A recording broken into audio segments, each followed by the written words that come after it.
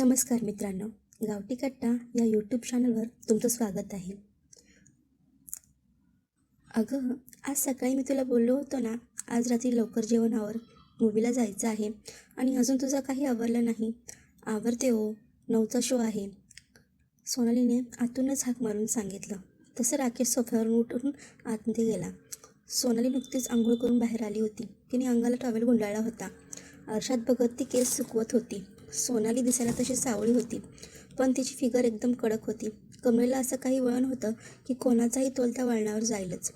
सोनालीचा आणि राकेशचं लग्न 6 महिन्यापूर्वी झालं होतं. राकेश IT कंपनीमध्ये कामाला होता. सोनाली पण त्याच्याच ऑफिसमध्ये मॅनेजर होती. पण दोघांचा प्रेमविवाह नव्हता. या दोघांचं कोणीतरी कॉमन नातेवाईक होतं. त्यांनी त्यांचं लग्न लावलं होतं.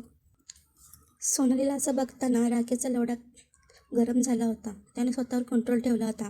त्याचा हातही त्याच्या नकळत त्याच्या खांब्यावर कधी गेला त्याला कळलंच नाही. तो सोनालीच्या मोकळ्या पाठीकडे पाहत आपला रॉड पॅन्टवरूनच चोळत होता. सोनाली आरशातून हे सगळं वृत्त बघून गालातल्या गालात हसत होती. राकेश बराच वेळ तसाच आपला चोळत दारात उभा राहिला होता. त्याचा तोवर लोवर तंबू झाला होता. सोनाली मागे वळली आणि राकेशकडे तिरकस नजरेत बोलत पाहिली. हलवायला मदत करू का काही? तिच्या बोलण्याने राकेश भानावर आला आणि तिच्या जवळ जाऊन तिच्या उघड्या खांद्यावर हात फिरवत बोलला, हो कर ना मदत, खूपच कडक झालाय गं. सोनालीने आपला एक हात पॅन्टवर ठेवला. तसा राकेश शहारला. त्याने सोनालीचा खांदा जोरात दाबला आणि तिला अजून जवळ ओढलं. अहो थांबा थांबा, मूवीला जायचं आहे ना. आपला हात त्याच्या खांबावरून काढत सोनाली म्हणाली.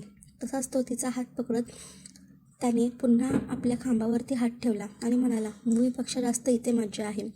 राकेशने तिचे नुकतेच सुकलेले केस पकडले आणि तिच्या ओठांवरती आपले ओठ टेकवले. तो जोरजोरात तिचे ओठ चोखू लागला होता. सोनाली पण आता हळूहळू त्याला रिस्पॉन्स देऊ लागली. तिने पापी घेता घेता त्याचा खालचा ओठ आपल्या दातामध्ये पकडला आणि हळूहळू त्याला चावू लागली. राकेश तिच्या चावण्याने खूपच छान पेटला होता. पटकन तिचा टॉवेल ओढून त्याने बाजूला टाकला आणि तिचा उजवा चेंडू जोरात दाबायला सुरुवात केली. तीही जोरजोरात उसासे घेत होती आणि त्याचा खांब चोळू लागली.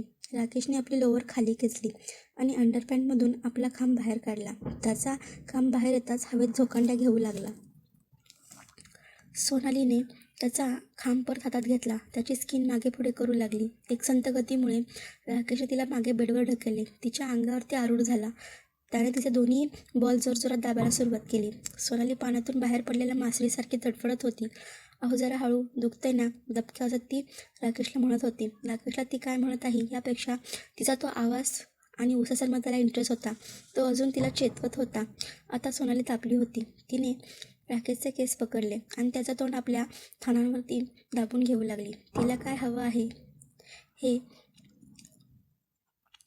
राकेशला समजलं होतं. त्याने तिचा उजवा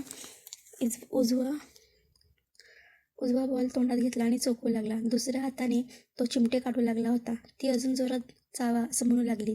तिलाही मस्त वाटत होतं.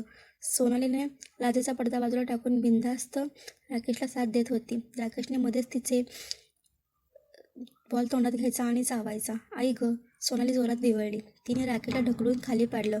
स्वतः त्याच्या अंगावर चढली. तिने त्याच्या छातीवर आपले ओठ टेकवले. त्याच्या छातीवर जागा मिळते तर ती पाप्या घेऊ लागली. पाप्या घेताना मध्ये मध्ये ती आपले दात त्याच्या छातीत रुतवत होती. हळूहळू तिने तिचा मोर्चा तिच्या छातीवर वळवला. जिभेने त्याचे ते चाटू लागली. तोही मज्जा कर, असंच ओरडू लागला होता. चाव त्यांना, असं राकेश बोलत होता. डोळे मिटून आनंद घेत होता. सोनाली पाप्या घेत घेत त्याच्या पोटावर आली. त्याच्या नाभीवर आपली जीभ फिरवू लागली होती आणि अजून खाली गेली. सोनालीने एकदा राकेशच्या चेहऱ्याकडे पाहिलं आणि म्हणाली, करू काय याला असं? त्याच्या खांबाला हातात घेत ती म्हणाली. राकेशने फक्त हूं केलं. तसं सोनालीने आपली जीभ त्याच्या खांबाच्या डोक्यावर टेकवली आणि त्याच्यावरून ती फिरवू लागली. सोना, तोंडात घे, तोंडात, राकेश बोलला. आता राकेश काकुळतीला येऊन गेला. सोनालीने त्याचा तो पूर्ण हात तोंडात घेतला आणि जोरजोरात चोखायला सुरुवात केली. ती जोरात चोखता मध्येच थांबायची आणि मध्येच जीभ फिरवायची. राकेश आपली कंबर हलवून तिला आता अजून साथ देऊ लागला होता. आता सोनाली थांबली आणि राकेशच्या बाजूला झोपली. तसा राकेश उठला आणि तिच्या दोन्ही मांड्यात साठत तिच्या पाकळीकडे येऊ लागला. आता जिभेने नको, कंट्रोल नाही होत, खांबाला घाला तुमच्या आत, माझ्या आत तुम्ही, असं ती म्हणाली. तसा तो उठला आणि सोनालीच्या अंगावर त्याने आपला खांब पाकळ्यांवर घासायला सुरुवात केली. सोनाली ओली झाली होती. त्याने आता आपला खांब आतमध्ये घातला. तशी सोनाली अस्फुट किंकाळी घालू लागली. जोरात ओरडली. राकेश आता तिला पाप्या घेत आपली शक्य तेवढी कंबर फास्ट जोरजोरात हलवत होता आणि सोनालीचे चेंडू पिळून काढत होता. तीही जोरजोरात उसासे घेऊ लागली होती. राकेशचा वेग आता वाढला. तो कधीही रिता होईल असं त्याला वाटलं. त्याने चेंडू घट्ट पकडले आणि सोनालीचे पाय अजून वरती पूर्ण उचलले आणि ताकदीने शॉट देऊ लागला. सोनाली पण समाधानाच्या बिंदूच्या जवळ पोचली होती. ती उसासे देत आपली कंबर जोरजोरात वर खाली करू लागली. शेवटी एक जोराचा धक्का देऊन राकेशनं आपलं पाणी तिच्या पाकळीमध्ये सोडलं. राकेश तसाच तिच्या अंगाबोडून राहिला आणि त्यांचा मूव्हीला जाण्याचा प्लॅन असाच कॅन्सल झाला. लग्नानंतरची 5 वर्षे कशी भरपूर उडून गेली समजलंच नाही आणि मी आणि सोनाली एकमेकांच्या प्रेमात आणि संसारात इतके दंग झालो होतो की मुलाबाळांचा विचार अधूनमधून पण यायचा ना. पण आम्ही तो जाणीवपूर्वक पुढे ढकलला होता. मनीषा आता 30 वर्षाची झाली होती. निमगोरी होती. मध्यम बांधाची होती. पण नियतीला काहीतरी वेगळंच मान्य होतं. जेव्हा लग्नानंतर 5 वर्ष होऊनही आता आम्हाला मूल जन्माला घालायचं ठरवलं. खूप प्रयत्न करूनही सोनालीला दिवस जात नव्हते. मला शंका येऊ लागली. म्हणून आम्ही डॉक्टरकडे जाऊन तपासण्या केल्या आणि माझ्या पायाखालची जमीन सरकली. दोष माझ्यात होता. माझ्या वीर्यात शुक्राणूंची कमतरता इतकी होती की त्याला कुणीही भरून काढू शकत नव्हते. आता काय करावं हा प्रश्न आपल्या दोघांपुढेही होता. डॉक्टरांनी टेस्टेड बेबीचा पर्याय सुचवला होता. पण खूप खर्चिक ट्रीटमेंट होती. 3.5-4 लाख रुपये सलग लागणार होते. दुसऱ्या पुरुषाचा शुक्राणूने सोनालीला स्त्री बीज फलित करून तो गर्भ एका ट्यूबमध्ये तयार करून त्याचे सोनालीचे गर्भाशयात रोपण करायचे अशी प्रक्रिया डॉक्टरने आम्हाला समजावून सांगितली. पण आम्ही इतका खर्च करू शकणार नव्हतो. म्हणून स्वस्तात कुठेही ट्रीटमेंट होते का याबाबत खूप फिरलो. पण डॉक्टरांना भेटलो तेव्हा खर्च तेवढाच सांगितलं. म्हणून आम्ही आता मुलाची आशा सोडून दिली होती.